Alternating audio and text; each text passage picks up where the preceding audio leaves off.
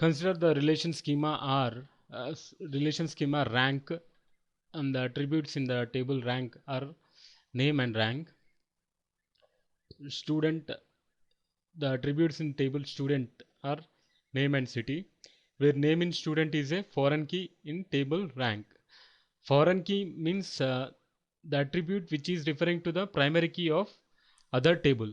So here it is given that name in student is a foreign key in table rank. That means rank in rank table, name is a primary key. Name is a primary key, and that is referred by name, attribute name in student table student. So that is the meaning of the foreign key. The TRC query, tuple relational calculus query, which displays all student names from Hyderabad along with their ranks. So here we have to write the tuple relational calculus query, which displays all the students, all the names of the students who are from Hyderabad along with their ranks. So if you see option A, here T is a tuple variable, and the tuples which the attributes which we want to get displayed should be mentioned with T here. Here we want student names and their ranks.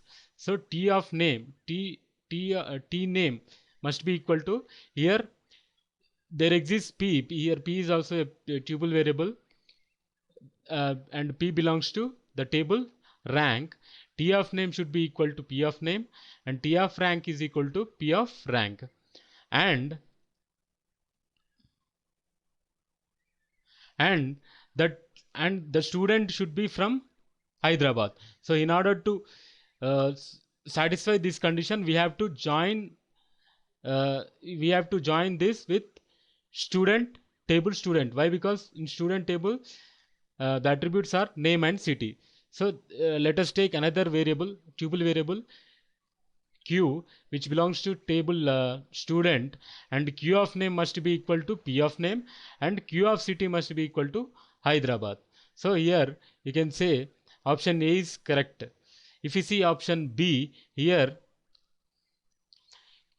we took another variable Q belongs to student, where P of name is equal to Q of name and P of city is equal to Hyderabad. Here P of city is, here P belongs to rank, table rank, and in table rank there is no attribute with city, attribute city. So this is wrong. If you see option C, here it is given that P of name is equal to T of name, but it should be T of name is equal to P of name, as we have declared T as a tuple variable which we want to display the attributes. So here correct option is option A. What is the meaning of the following declaration? Here options are, first option A, P is a pointer to a function that accepts an argument. Here P is a pointer to a function that accepts an argument which is pointer to a character array, and returns an integer quantity. This is a pointer to a character array, and returns an integer quantity.